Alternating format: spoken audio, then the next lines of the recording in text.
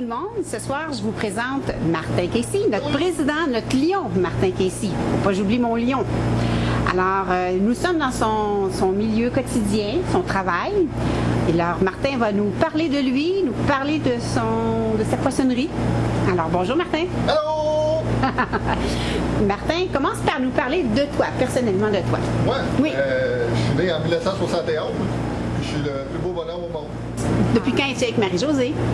Je suis en couple depuis 4 ans avec Marie-Josée, Lyon Marie-Josée. Et puis, elle fait super bien l'amour. C'est bon à savoir, Ouais. c'est parfait, oui. Après ça, j'ai 2 enfants. J'ai William, qui est le plus vieux, lui, il a 20 ans. Il est rendu à l'université à Trois-Rivières, il étudie en éducation spécialisée. Il vient de finir son DEC en éducation spécialisée, puis il fait un bac en adaptation scolaire. J'ai ma fille Elisabeth, qui elle a 18 ans. Et puis, elle est en santé, mais on n'en sait pas plus. Fait que ça va venir. À suivre. Juste là. Parfait. Et puis... J'ai 4 minous aussi. C'est vrai, ben c'est redondant un peu, mais j'ai 4 minous. Oui, dont les tiens sont très musclés, hein, parce que on va voir un peu plus tard. Aussi, j'ai ma belle-fille Camille. Oui, ben oui, Faut pas oublier Camille. faut pas oublier Camille, Qui a effectivement. 18 ans, puis que c'est la fille à Marie-Jo, évidemment. Oui. Nous, Martin, ça fait longtemps qu'on se connaît. Je t'ai connu à travers les scouts. Ouais. Parle-nous un peu de l'animation que tu as faite. Ça, c'était débile. On était là dans les scouts pendant 5 ans. Puis là, on a fait plein d'activités. On montait des camps. On avait des petits bouts de cul de même, tout, puis ça brochait, tout, puis ça avait plein d'énergie. Dans le fond, les jeunes qu'on avait, là, c'est ceux qui n'allaient pas des activités sportives. Mais il y avait du jus en tabarouette. Fait que là, il fallait se démener avec ça. Puis on faisait faire des jeux, plein de niaiseries. C'était super cool. Ton nom de personnage, c'était Rondebuche, toi, je crois? Moi, j'en ai eu plusieurs. J'ai eu Rondebuche, j'ai eu aussi Akela, puis je me souviens plus d'autres. Qui d'autre? Mais c'était pas mal ça. Rondebuche, c'était au niveau castor, c'était des tout petits. Et puis après ça, on a monté Louveteau, c'est l'échelon supérieur au niveau du scoutisme. Fait que là, c'était plus le livre la jungle. Est-ce que toi-même, tu avais été scout jeune? Oui, j'ai été scout jusqu'à l'âge de 14 ans peut-être. Puis là, mes enfants, mon fils William voulait faire partie de ça, voulait s'impliquer, fait que là, papa s'est impliqué. Hein? Est-ce que c'était différent beaucoup de quand toi tu l'as fait versus quand William l'a fait? Ou le principe était pas mal le même? Similaire, oui, c'est ça. Oui, c'était des camps, on avait une vision de camp, puis d'avoir du plaisir, puis c'était pas mal ça. Puis les personnages aussi étaient les mêmes?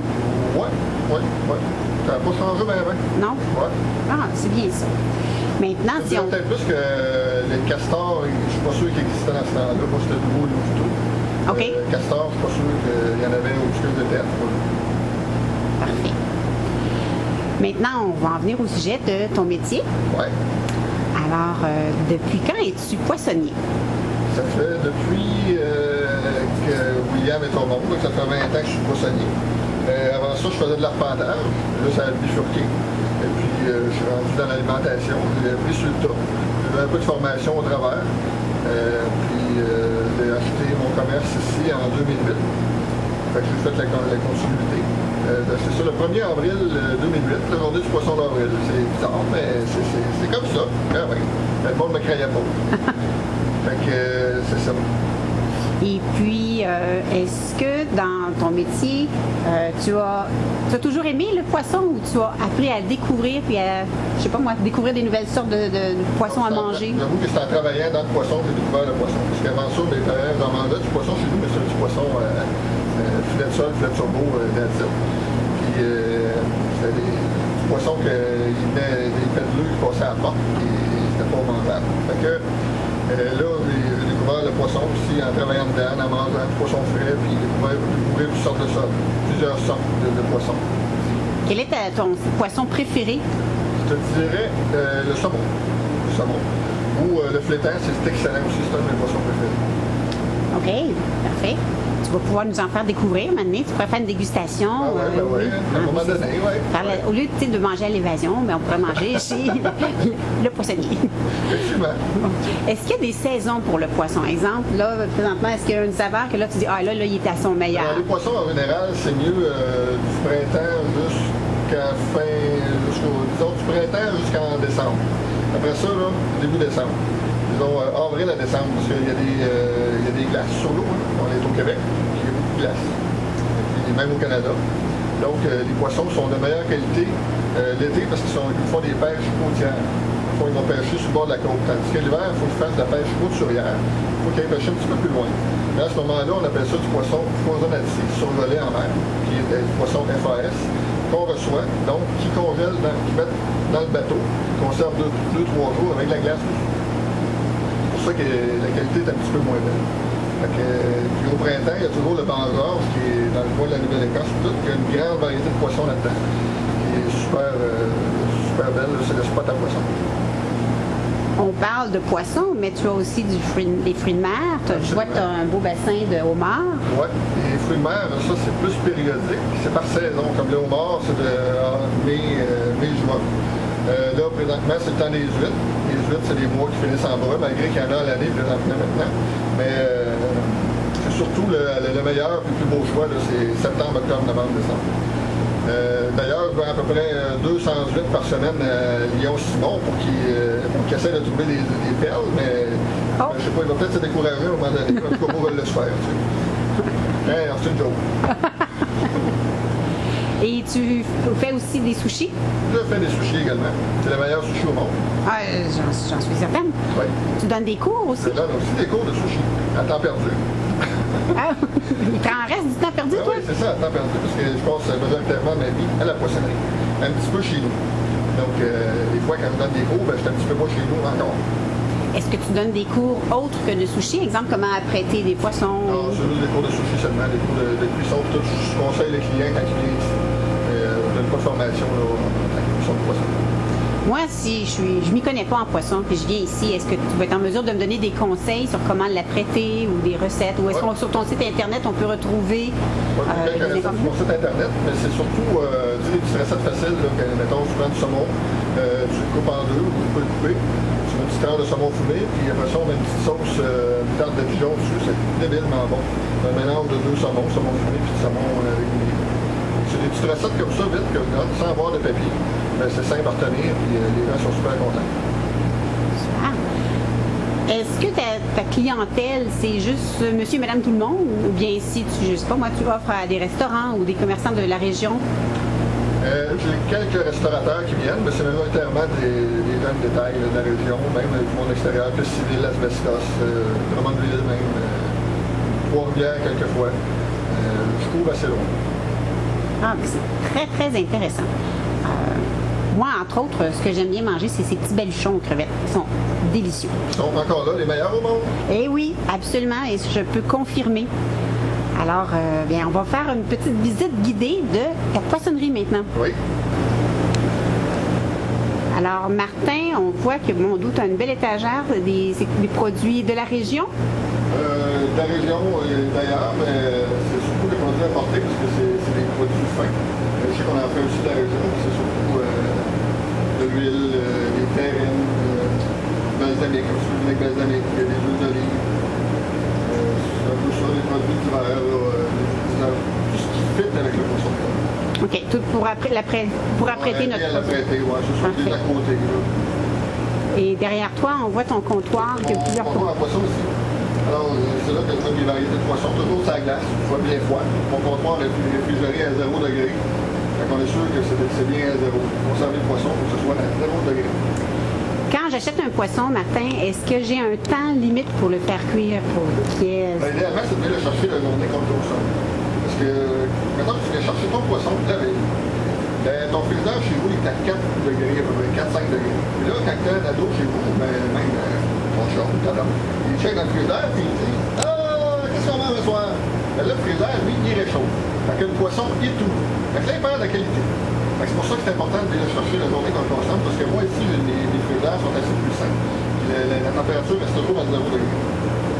Quand toi, tu reçois ton poisson, est-ce que tu reçois ça à chaque, je sais pas moi, à tous les jours? Tu reçois 2 fois par semaine.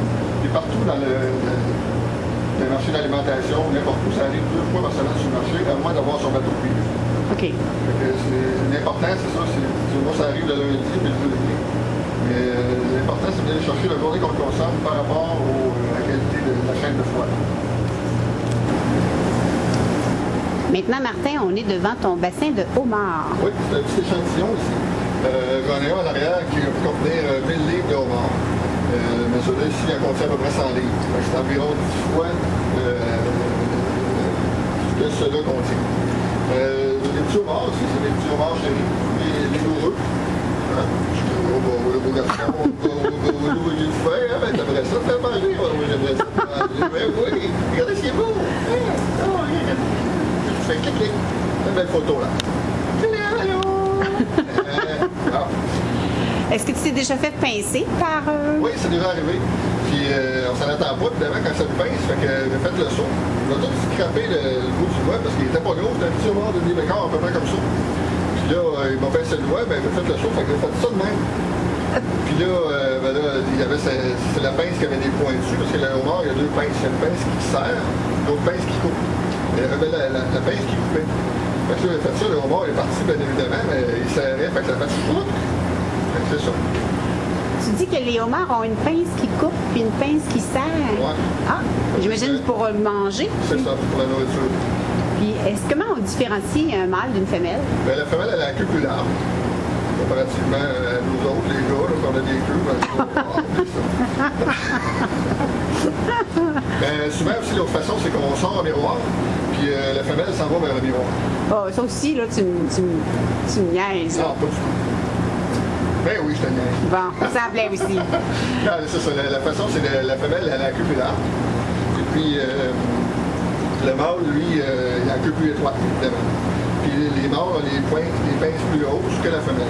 Il y a une autre façon, c'est que en dessous, c'est la manière que les gens, là, ça c'est la façon qu'on prend quand les gens sont pas sûrs. On regarde en dessous ici. Ça ici, c'est les deux. Ah, chatouilleux, vous allez voir, chatouilleux. Ici, quand on joue ici, il faut différencier le mâle de la femelle. Ici, le mâle, c'est dur ici. Les petits, je ne sais plus de son nom, en tout cas, les deux premières pattes qui sont ici, là, c'est dur. Fait que c'est pas mal ça, regarde, il y a des grosses pinces, c'est ça. Hein? Juste avoir le 3 livres. Vous allez chercher papa au mort. Tandis que la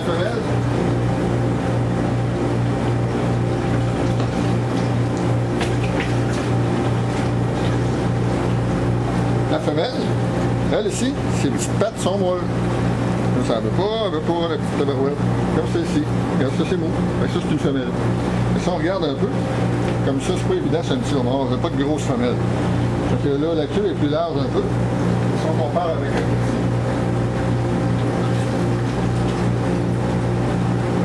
Et un mâle ici. On voit une petite différence dans la queue. Si la femelle est à gauche, elle a la queue plus large, un peu que que le mâle à droite. Et pour terminer sur les homards, est-ce que c'est vrai que quand on les fait cuire, ça crie, les homards? Non, ça c'est un mythe. Ça crie pas des homards parce que quand on les fait cuire, c'est l'air qui rentre à l'intérieur du homard qui fait que ça fait un son. C'est pas le homard qui crie. C'est juste un petit peu d'air qui sort. Puis vous avez beau vous dire les endormir puis tout avant de les faire cuire, là. Pas sûr. Parfait. Alors, on va faire une visite. Je vais montrer aux gens ta belle poissonnerie. Puis merci beaucoup pour cette belle entrevue à ta poissonnerie. Ouais, ça me fait plaisir, il y a d'autres choses, hein?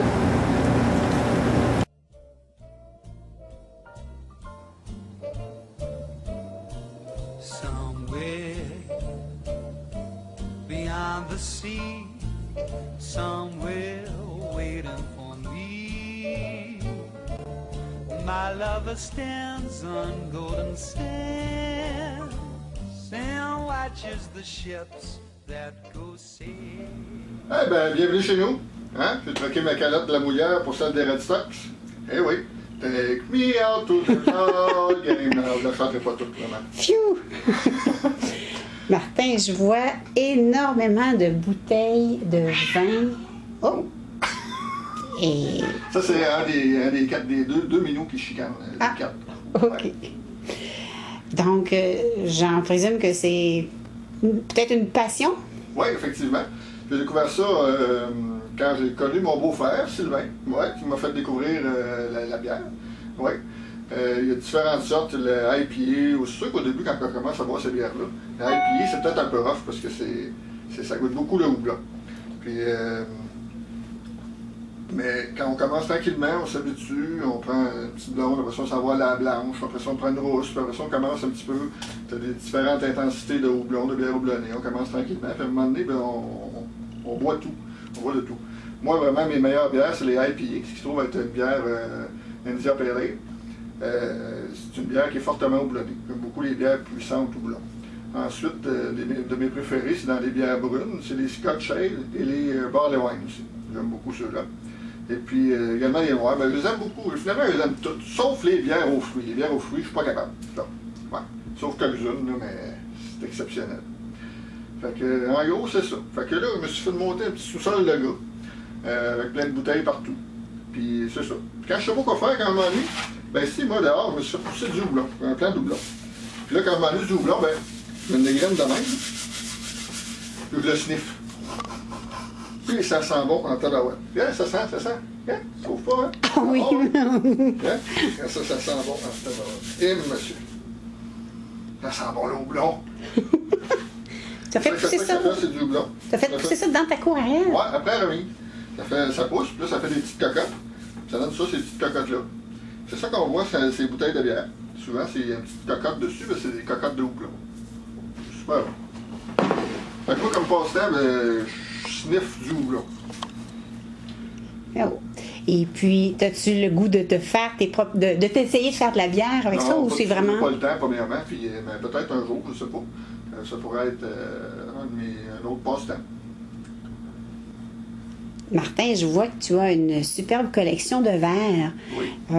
Est-ce que ça te prend un verre particulier pour boire et savourer correctement une bière? Oui, effectivement. Je prends ici un verre que j'ai, ça c'est un verre à épier. C'est un verre qui ressemble à un verre allongé. C'est pour que les saveurs se mélangent toutes dedans, quand on boit notre verre, dans notre verre, qu'on sente les arômes en même temps. Fait que la forme du verre va concentrer les arômes d'une façon ou d'une autre. Pareil comme ça. Ça, c'est un verre à épier. Ici, j'ai un verre plus à brune ou à scotch ale ou à noir. Ça, c'est plus un ballon. Même là, il y a des plus gros ballons, là, un peu verre à cognac, un peu. Là. Ça, c'est des bons... j'utilise beaucoup ces verres-là. J'ai un verre ici qui est plus genre tulipe ou plus haut. Ça, c'est un peu pour les IPA, les bières belges, un peu... Okay. On peut prendre différents verres, dépendamment de ce qu'on aime aussi. Puis, as-tu déjà fait le décompte de combien de verres, combien de bouteilles tu as? Des verres, non, j'ai pas fait le décompte. Je veux en avoir au moins 50, 60, certains. Si c'est pas plus. Puis les bières, des bouteilles de bière vide, là, je sais pas, je n'ai jamais compté non plus. Je peux te dire que j'ai des bières ici que je fais vieillir. Hein. Il y en a qui font vieillir du vin, moi je fais vieillir de la bière. Ça peut vieillir jusqu'à 10 ans, certaines bières. Alors j'ai à peu près entre 200 et 250 bouteilles de bière que je fais vieillir ici. Parmi toutes les bouteilles que je vois, c'est toutes des bouteilles vides? Oui. OK. Donc, quand tu achètes, est-ce que tu dois garder, comme le vin, une température particulière si tu achètes une bouteille? Il faut que ce soit à l'abri de la lumière. Et puis, c'est sûr que ce soit une température tempérée. Il ne faut pas qu'il y ait des changements drastiques de température. Il faut que ce soit, mettons, à 15-20, comme d'une maison. Sur l'été, des fois, on n'est pas... on climatise, mais des fois, il fait un petit peu plus chaud, mais on fait avec. Là, on n'a pas le choix. Quelle est la plus vieille bière que tu as bu? C'est une bière, un petit peu, de 1981 que j'ai bu dernièrement avec mon beau-frère Sylvain. Et puis, c'était décevant un peu, elle était trop vieille. À un moment donné, c'était une bonne. Mais j'étais quand même surpris. Quand on ouvre la bouteille, ça fait pouf, pareil, ça fait pchit. Mais le goût est altéré. C'est pas aussi bon, mais on a fait le test. Puis, c'est surprenant quand même. Est-ce qu'il y a des régions que les bières sont meilleures ou d'un pays ou comme le vin, il y a des réputations? Oui, c'est ça, mais les bières belges sont très réputées. Mais il y a aussi les bières, je dirais là, que les bières au Québec, là, on a zéro envie à faire aux autres pays parce que c'est vraiment des super de bonnes bières. Comparativement, tu sais, la côte est, la côte ouest des États-Unis sont vraiment bons à épier. Je dirais qu'au Québec, là, on les accote bien comme il faut.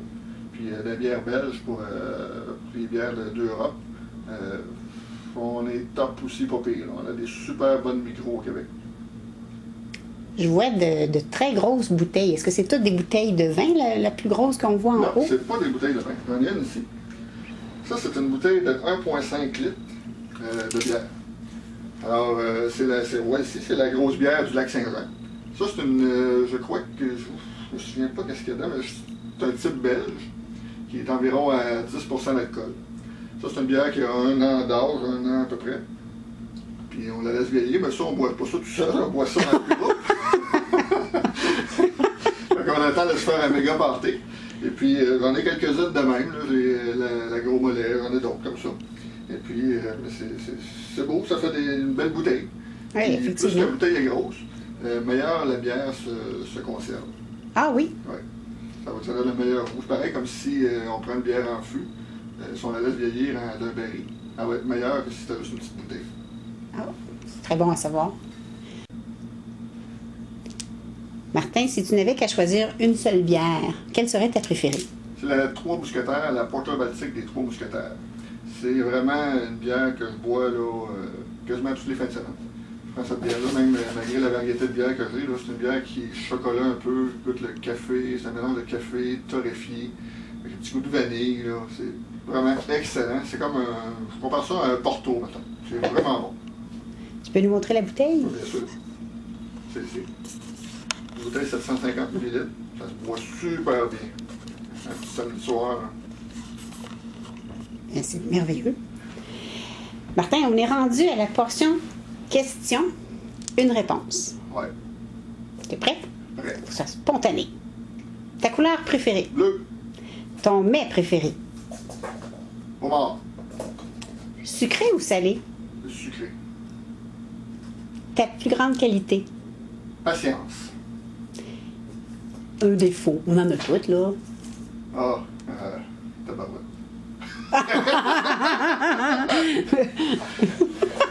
Hey, t'as peu, là. On va passer à l'autre question? Voyage. L'île de Madeleine. Ton sport préféré? Badminton. Ton livre, est-ce que tu lis? Non, pas en tout. Ah, pas pantoute. On est là, fin. Les films, es-tu un passionné des films? Oui, j'aime bien les films. J'ai bien aimé la collection Tarantino. Oh, les Kill Bill! Yeah! Et tout ce que Tarantino fait. OK. La musique? Classique? Metallica. C'est un peu comme ma blonde, Metallica. Ta pièce 2? Ah, t'as fait, moi, t'as chanté un petit peu. Oh, Oui, vas-y. OK. Oui. Les poissons barbotent, les poissons gigotent, les poissons vivent dans l'eau. Je connais pas tout le répertoire de Metallica, mais je suis convaincue. Pas ça? Ah, non, non, pas tout à fait. Ah, t'as parlé. Je suis mêlé encore. Ben oui, hein. Ah, Enter Sandman, de Metallica. Oh. Ton instrument de musique préféré?